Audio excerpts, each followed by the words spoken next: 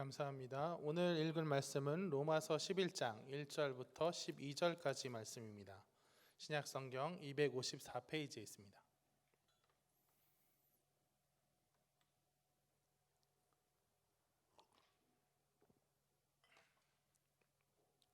신약성경 254페이지 로마서 11장 1절부터 12절 말씀 교독하겠습니다. 그러므로 내가 말하노니 하나님이 자기 백성을 버리셨느냐? 그럴 수 없느니라. 나도 이스라엘이니요 아브라함의 씨에서 난 자요 베냐민 지파라.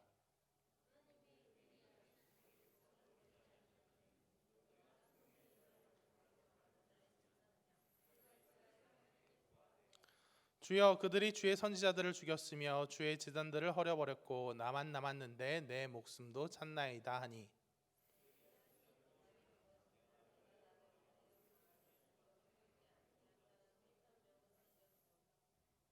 그런즉 이와 같이 지금도 은혜로 택하심을 따라 남은 자가 있느니라.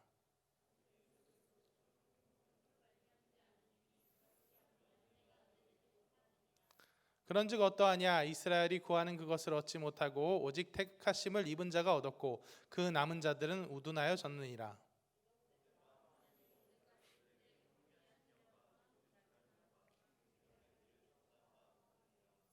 또 다윗이 이르되 그들의 밥상이 올무와 덫과 거치는 것과 보응이 되게 하시옵고,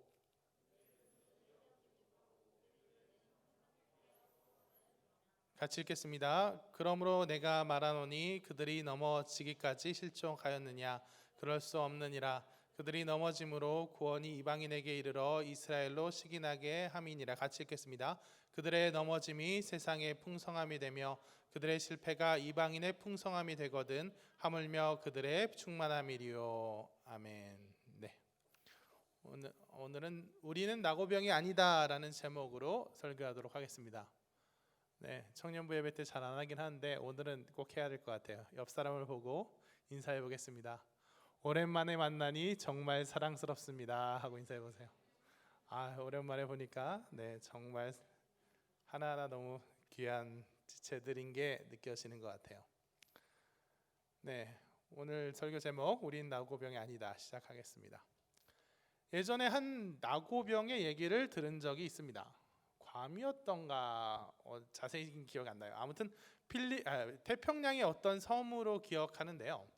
거기서 한 일본 병사가 이제 전쟁이 끝났는데 세계 2차 대전이 끝난지 모르고 수십 년간 땅굴에서 사람들의 눈을 피해 살았다 하는 얘기를 들은 적이 있어요.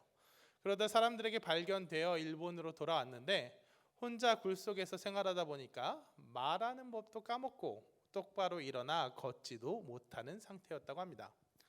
들을 때는 남의 이야기니까 세상에 별일 다 있네 하고 신기해하고 넘어갔었는데 요새 가끔 이 사람의 삶이 얼마나 참혹한 것이었을지 가끔 떠오릅니다.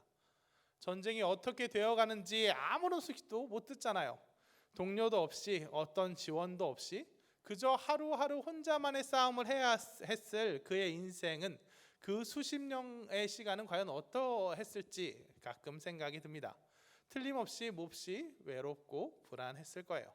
그냥 바람 소리만 훅 지나가도 막 더 화들짝 놀라고 짐승이 그냥 부스럭거리는 낙엽 소리에도 막 몸서리 치는, 그러다가 또 밤에 어둠이 이제 짙게 깔리면은 어느새 이제 함께 내려앉은 외로움에 몸서리가 쳐졌을 겁니다. 그리고 동시에 불안하고 외롭고 뿐만 아니라 몹시도 허무했을 거예요. 그의 싸움에서 어떠한 의미를 찾기란 힘들었을 거니까요. 어디 진군해야 될 어딘가, 점령해야 될 어딘가, 혹 싸워서 무찔러야 할 정확한 목표 없이 방향 없이 그냥 하루하루 숨어서 연명해 나가는 그 삶 속에 그는 그저 그의 인생 의미를 갖지 못하고 그저 버텨나갈 뿐이었을 겁니다. 어쩌면 그저 낡아갈 뿐일 삶을 주체로 살지 못하고 그냥 혼자만의 세계에서 벌어지는 전쟁의 객체로서 그저 낡아갔을 뿐이었을 겁니다. 아무 의미 없이 텅 빈 시간, 어쩌면 공백과도 같이 그저 흘려보내기만 한 시간으로 인생 대부분을 채워버린 그를 생각하면은 가끔 마음 한쪽이 먹먹해져요. 이게 근데 어찌 보면 그냥 남의 나라, 그것도 우리와 감정이 좋다 할 수 없는 일본에, 그것도 일본 군대, 사실 이 사람이 태평양 쪽으로 왔으니까 문제지 우리나라 쪽으로 왔으면 우리나라 사람 죽였을 수도 있잖아요. 그런데도 불구하고 그 일본 군에 대한 이야기에 이렇게 마음이 쓰이는 것은 왠지 요즘에 우리의 처지 또한 조금쯤은 이와 같지 않은가, 이렇게 느끼고 있지 않은가라는 생각이 들기 때문입니다. 우선 지금 당장 제가 느끼고 있는 어떤 개인적인 고립의 모습이 그래요. 코로나로 혼자 외로이 있었던 그의 모습이 코로나 시대의 우리 각자의 모습이 아닌가, 특히 제 모습이 아닌가 생각이 듭니다.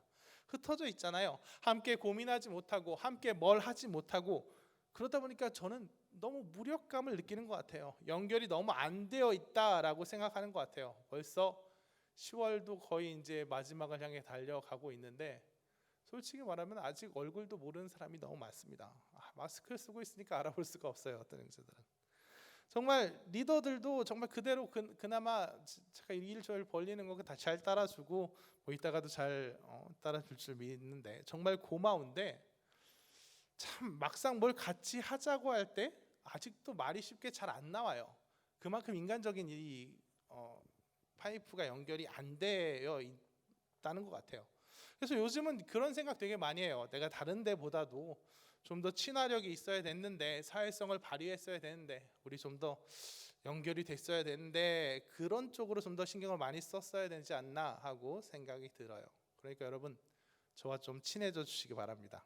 우리들 저뿐만 아니라 우리들 이 코로나 시대에 이럴수록 더 우리들 서로 연결이 좀 되었으면 좋겠어요. 그리고 둘째는 사실 보다 궁극적으로 오늘 낙오병 아니다 이 얘기하고 싶은 건 뭐냐면, 이것이 이 낙오병 같은 이 처지가 바로 현대 한국 교회, 그리고 한국 교회 성도들이 가지고 있는 스스로에 대한 이미지가 아닌가 싶습니다. 사실 사회에서 이 정도로 기독교가 한국 사회에서 이 정도로 기독교가 고립되어 있는 적이 있나 싶을 정도로 요즘은 고립되어 있는 것 같아요. 뭐 사실 개독이란 말이 언제 나왔었는지 사실 기억조차 잘 안 납니다. 그 정도로 교회 자체에 대한 시선이 싸늘한 거는 사실 오래됐어요. 하지만 그래도 여태까지는 교회 다니는 개개인에까지 그런 시선이 연결되진 않았던 것 같아요. 그냥 제가 목사입니다 하면 그냥 교회를 싫어하는 사람조차도 그냥 그걸로 인해서 저한테 뭐 시비를 걸고 막 이러지는 않았던 것 같아요. 개개인에 대한 핍박은 물론이고 그렇게까지는 아니었는데, 요새는 뭐 어디 식당이나 뭐 가서도 목사입니다 하면 저한테는 오히려 그런 분이 적은데, 저한테는 왜 적은지 모르겠어요. 다른 분들은 어떤 얘기를 많이 듣냐? 대체 교회가 왜 그러는 겁니까?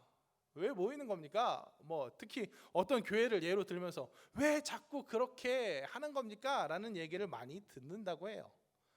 참 그게 참 안타깝죠. 그래서 목사뿐만 아니라, 이 목사뿐의 일이 아니라 어떤 형제들도 뭐 교회 안 다닌다고 제대로 직장에 얘기조차 하지 못한다. 그리고 예배를 갔다 오면은 회사를 일주일 단 나오지 말라, 혹은 뭐 잘릴 각오해라, 이런 얘기를 듣기 때문에 숨긴다, 뭐 그런 얘기도 있고요.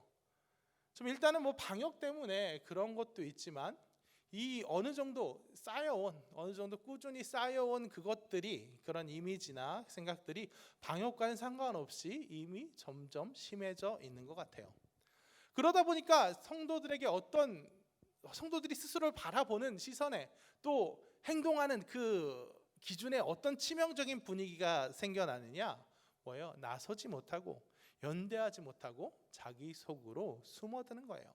마치 이미 패배하여 후퇴한 군대의 병사가 같이 철수하지 못하고 낙오돼서 숲으로 혹은 다른 사람들 속으로 숨어드는 것처럼 자신의 정체를 감추는 거예요. 한국 교인의 그 일반적인 상들이 전혀 세련되지 못하고 투박하다 못해서 너무 부끄러운 꼴들을 많이 보이니까, 우리 교회는 안 그래, 그래도 우리 교회는 안 모여, 뭐 나는 안 그래, 나는 그렇게 그러지 않아, 이른바 꼴통 개독들하고 묶이고 싶지 않아서 그냥 웬만하면 자기를 드러내지 않아요. 자기 신앙의 표지를 드러내지 않습니다. 그리고 드러내도 은근히 한국 교회와 자기를 분리시킵니다. 내 교회, 내 신앙의 성숙함을 은근히 이야기하기에 바빠요.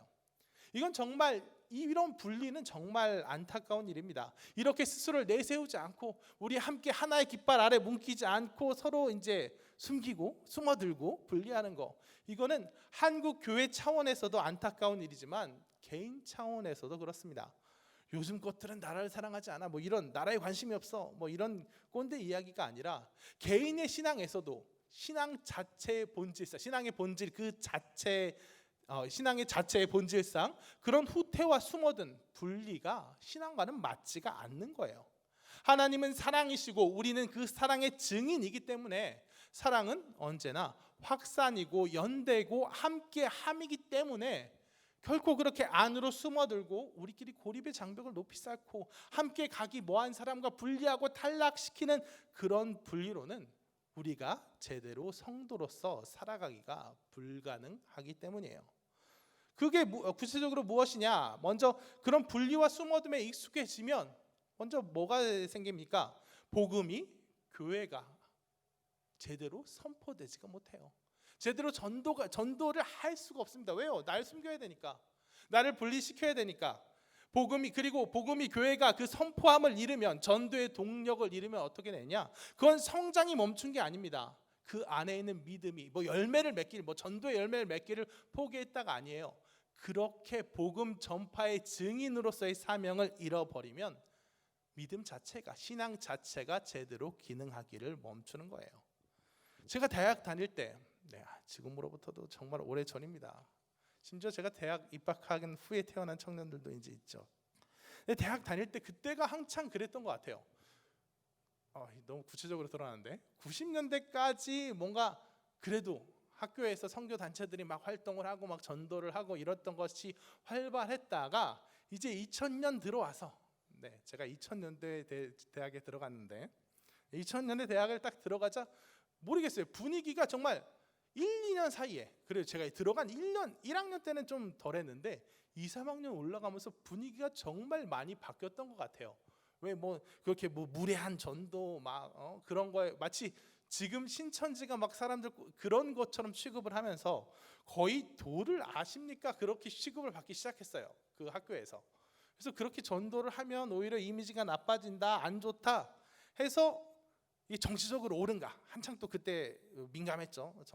그 얘기가 나오면서 많은 선교단체들이 학내에서 비난을 받기 시작했고, 그래서 대부분의, 제 기억으로는 제가 아는 바로는 저희 학교만 그랬는지 모르지만 단 한 군데, 모 선교단체 빼고는 다 거의 일반적인 전도, 그 선교를 중단하고 내부 역량에 집중했던 거, 내부 역량, 내실을 다지는데 집중했던 것 같아요. 그러자 어떻게 됐겠습니까? 거기 그 동아리방들이, 선교단체 동아리방들이 학생회관에 다 몰려 있는데 거기가 그냥 개토, 그냥 이차전에 유대인들 다 몰아넣었던데 그렇게 돼버렸어요. 그 밖에서는 단 한 명도, 그 엔모 선교단체 빼고는 단 한 명도 그들의 존재감을 느낄 수 없었습니다. 그리고 그 단체 빼고는 모든 단체들이 다 급속히 약해지기 시작했어요. 우리는 믿음의 증인들이고 증인으로서 존재할 때만이, 그 복음 전파의 사명자로서 존재할 때만이 우리의 신앙을 지킬 수 있다는 거예요.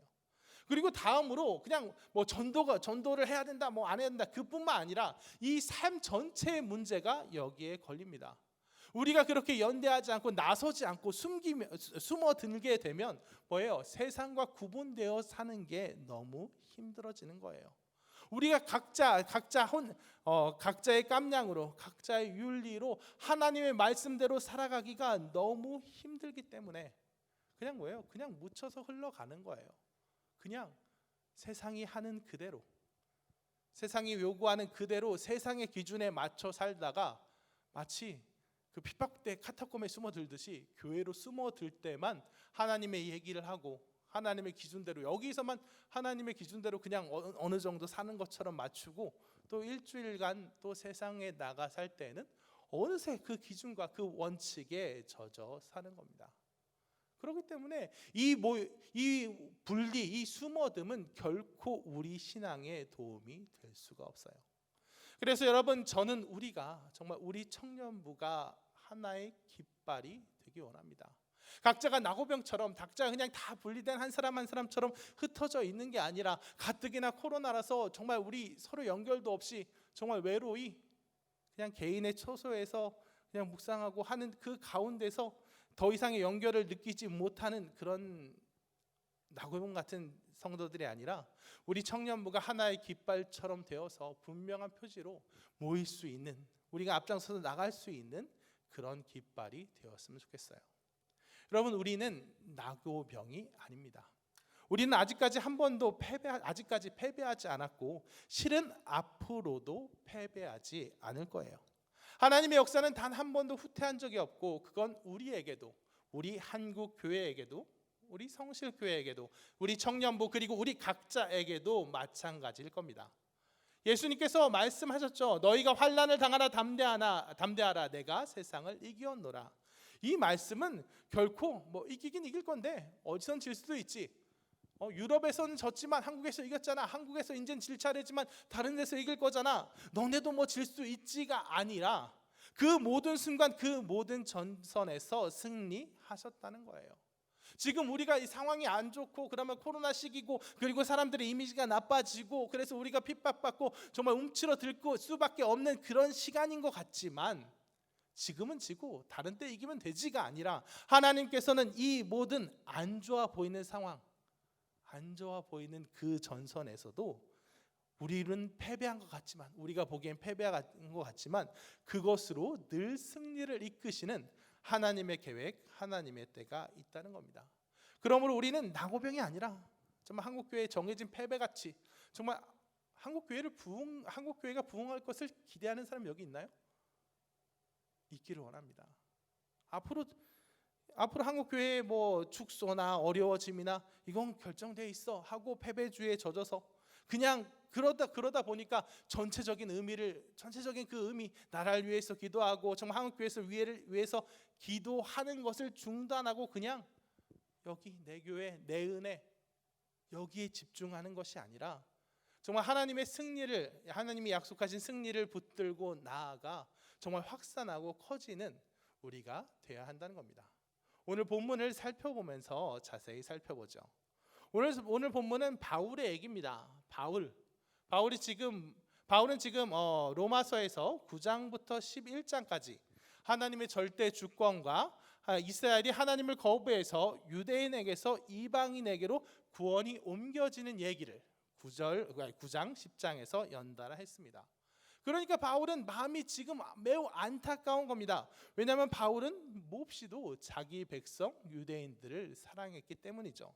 그래서 바울은 어떻게 얘기합니까? 내가 저주를 받아 그리스도에게서 끊어질지라도 정말 내 고륙의 친척, 이 이스라엘 백성 유대인들이 하나님을 믿었으면 좋겠다 하고 안타까워하고 있어요.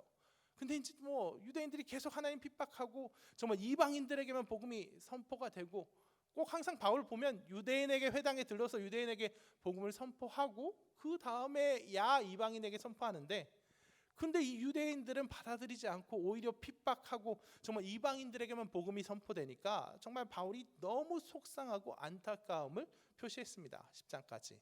그리고 11장에서는 내가 지금 그렇게 안타까워하지만 지금 상황이, 현재 내 눈앞에 보이는 상황이 정말 유대인은 그냥 복음의 적, 예수 그리스도의 적, 그저 핍박자고 마치 사탄처럼 돼버린 이런 상황이지만, 그리고 그거는 앞으로도 그게 나아질 것 같지 않지만, 그래도 하나님께서 이스라엘을 결코 버리지 않으셨다고.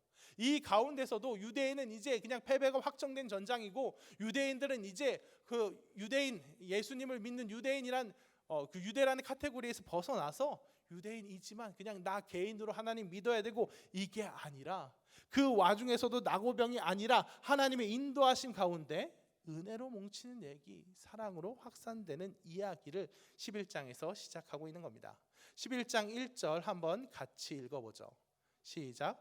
그러므로 내가 말하노니 하나님이 자기 백성을 버리셨느냐? 그럴 수 없느니라. 나도 이스라엘이요 아브라함의 씨에서 난 자요 베냐민 지파라. 아멘. 하나님께서 지금 상황이 유대인들이 하나님을 거부하고 예수님을 거부하고, 그래서 정말 그 가운데 아무 희망이 없는 것 같지만 하나님께서는 그 가운데 유대인들을 끝내 버리시지 않을 거란 얘기예요. 유대인들이 하나님의 그 기준에 맞지 않아서 탈락해 버리는 게 아니라 하나님께서는 그 어려운 와중에서도 정말 탈락할 수밖에 없는 것 같은 그 사람들에게도 여전히 손을 내밀고 계신다는 거예요. 그게 뭐냐? 11장 2절 3절 같이 읽어보죠. 2절 시작. 하나님이 그 미리 아신 자기 백성을 버리지 아니하셨나니 너희가 성경이 엘리야를 가리켜 말한 것을 알지 못하느냐? 그가 이스라엘을 하나님께 고발하되 주여 그들이 주의 선지자를 죽였으며 주의 제단들을 헐어버렸고 나만 남았는데 내 목숨도 찾나이다 하니 4절까지 읽겠습니다. 그에게 하신 대답이 무엇이냐? 내가 나를 위하여 바알에게 무릎을 꿇지 아니한 사람 7,000명을 남겨두었다 하셨으니. 아멘. 뭐예요? 지금 상황, 지금만의 상황이 아니라는 거예요. 지금 처음 있는 상황이 아니라는 거예요. 과거로 올라가 보자. 아합의 시대, 엘리야의 시대 어떤 일이 일어났느냐? 아합의 시대도 마찬가지였다. 모든 사람들이 하나님을 섬기기보다는 아예 그때는 하나님을 거부하고 누구를 섬겼어요? 바알을 섬겼다는 거예요. 바알을 믿으면 물질적인 이득이 오니까 그 이스라엘 나라를 둘러싼 모든 강대국들이 다 바알 섬기고, 그래서 하나님 섬기면 큰 그 가운데 고립되고 어려워지고 하니까 다 바알에게로 넘어갔고, 그래서 엘리야가 반짝 기적을 보면 반짝 돌아왔다가도 계속 그 물질의 마음 뺏기고 그 권세의 마음 뺏겨서 다들 바알에게 간 것 같은데, 이스라엘이 전체가 바알에게 간 것 같고 나만 혼자 고립된 것 같은데, 그래서 하나님 정말 이스라엘에게는 정말 이제 희망이 없습니다. 이들에게는 돌이킬 수 있는 능력이 없습니다. 이제 망할 수밖에 없는 것 같아요. 그러니 이 괴로운 가운데 어떻게, 이 괴로운 가운데 차라리 나를 죽여주세요 하고 엘리야가 하나님께 호소할 때 하나님이 뭐라고 하시는 거예요? 그 가운데 남은 자가 있다. 남은 자 7,000명이 있다. 이 7,000명, 7,000이라는 숫자 그 자체로 많은 수지만 완전수 7에다가 하나님께서 요구하신 그 많은 수, 완전수 7에다가 많은 수 1,000을 곱한 수, 아주 많이 있다. 네가 보지 못하는 너의 동역자들이 많이 있다. 네가 혼자가 아니다. 왜? 하나님께서 그들을 책임지셔서 남겨놨다 하시는 거예요. 지금 네가 볼 때는 아무것도 안 보이지만, 너의 짧은 시야로 볼 때는 이것들이 정말 다시 회복 불가능해 보이고 영영 패배 같아 보이지만 하나님께서 여지를 남겨두셨다는 거예요. 회복의 가능성을 남겨두셨다는 겁니다. 맞아, 이 부분을 보면 마찬가지로 우리의 상황에 너무 정확히 들어맞는 것 같아요. 우리가 점점 고립되어 갑니다. 우리가 점점 패배주의에 깊이 찌들어가는 것 같아요. 점점. 아까 한국교회의 부흥을 꿈꾸는 사람 있습니까? 라고 물어봤을 때 그냥 제대로 확 못 물어보고 저도 그냥 슬쩍 지나가는 게, 사실 저로서도 그렇게 잘 안 믿어져요. 물론 기대하고 막 믿으려고 하지만, 너무 심한 얘기인가요? 기대하고 믿으려고 하지만 걱정이 더 앞서요. 걱정이 더 앞섭니다. 10년, 20년 많은 교회들이 주일학교가 아예 없고 점점 교회가 늙어가고 사회에서 보는 눈은 싸늘해져 가고, 그렇다고 우리들 가운데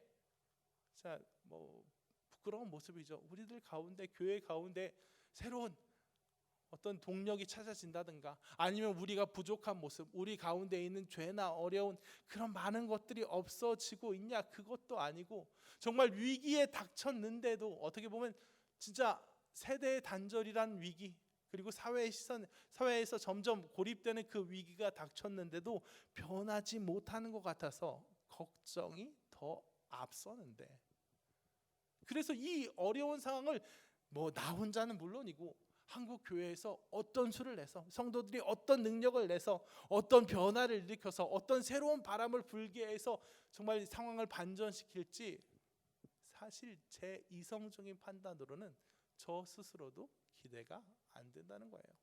엘리야가 보기에 이스라엘 이제 소망이 없습니다. 다 죽었고 나만 있는데 다 나까지 죽이려고 합니다 하고 뭐라 그래요? 엘리야가 고발하되, 얘네는 이제 희망이 없어요 하고 엘리야가 정죄하고 단정 내린 것처럼, 사실 우리들 스스로도 큰 기대가 없어졌다는 거예요. 한국 교회에 대한 새로운 부흥에 대한 정말 새로운 복음의 확산에 대한 기대와 그에 대한 기대와 소망이 어떻게 보면 다 잊혀진 지 오래난 거예요. 그래서 숨어든다는 거예요. 그래서 저도 그렇죠.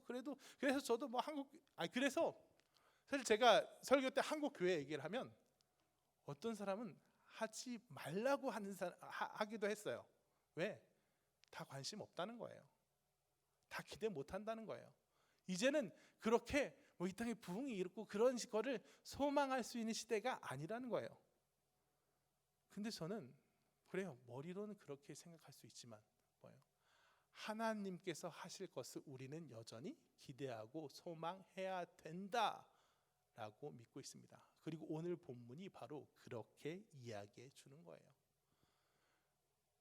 너 네 생각만으로 단정하지 마라. 정죄하지 마라.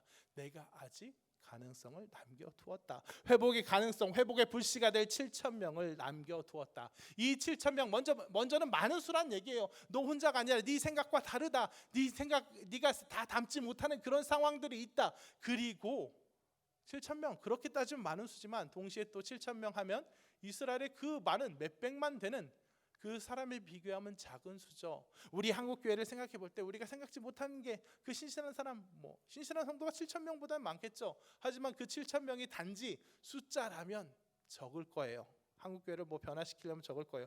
하지만 그 7,000명은 어떤 7,000명이냐?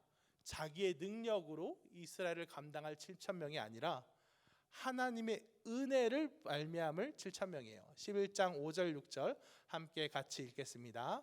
시작. 그런즉 이와 같이 지금도 은혜로 택하심을 따라 남은 자가 있느니라. 만일 은혜로 된 것이면 행위로 말미암지 않음이니 그렇지 않으면 은혜가 은혜되지 못하느니라. 아멘.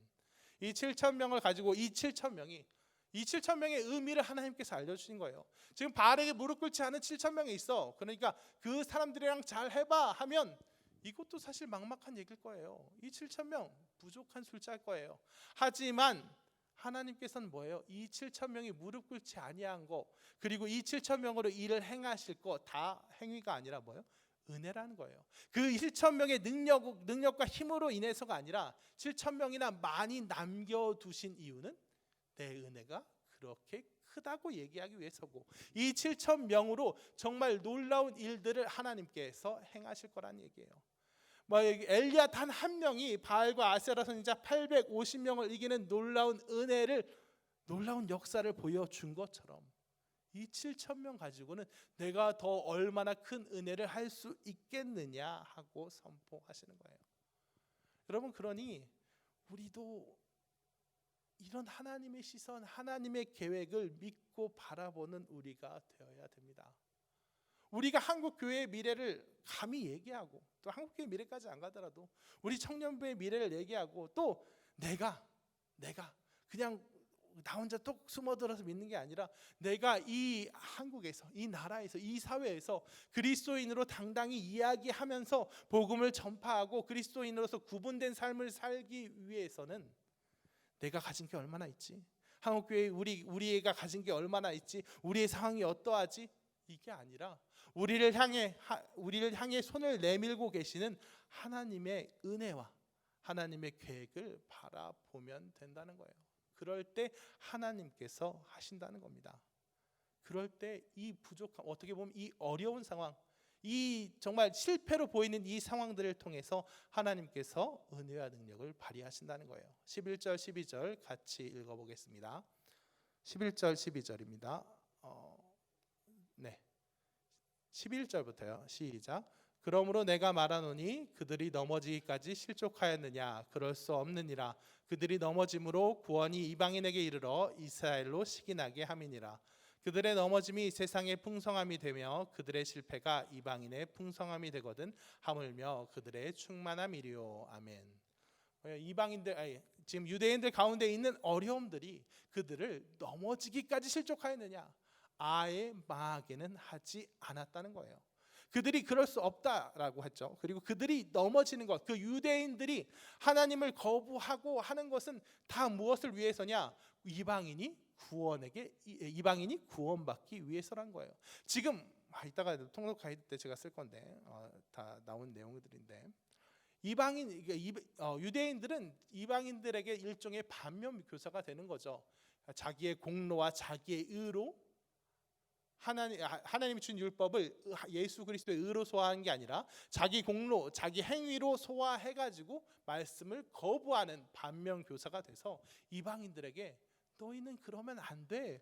너희는 그런 의와 너희는 그런 행위와 그런 공로가 아예 없으니까 그저 믿음으로 예수 그리스도를 믿음으로 은혜로 구원받는 거야 하고 분명히 보여주기 위해서 유대인들이 그렇게 넘어지고 있다는 거예요. 그래서 하나님께서 그들의 넘어짐을 이용해서 이방인들에게 큰 은혜를 끼치고 계신다는 거예요. 그리고 하나님께서 그렇게 큰 은혜를 끼치고 계신 다음에 그 이방인들을 통해서 이방인들 가운데 있는 큰 구원의 역사를 통해서 뭐예요? 이번에는 장차 마지막에는 결국 또 유대인들 또한 구원하실 거라는 얘기로 여기 이 12절까지가 마무리되는 거예요. 뭡니까? 하나님의 구원의 계획은 언제나 확산이고 사랑은 확산이라는 뜻입니다. 마치 율법은 탈락시키는 거잖아요. 율법은 이거 지킨 사람 못 지킨 사람 탈락, 이거 못 지킨 사람 탈락, 살인한 사람 탈락하고 간음한 사람 탈락하고 거짓 증언한 자 탈락하고 하나하나 빼낸 다음에 마지막 한 사람이 있을까 말까 한 그 한 사람 뽑는 거지만 하나님의 믿음의 복음의 은혜는 모르는 자가 하나님이 택하신 자가 정말 변화되고 구원받고 그가 전파해서 아는 자가 모르는 자에게 은혜를 받은 자가 아직 못 받은 자에게 예수를 주로 고백한 자가 아직 고백하지 못한 자에게 전하고 전해서 확산되는 것.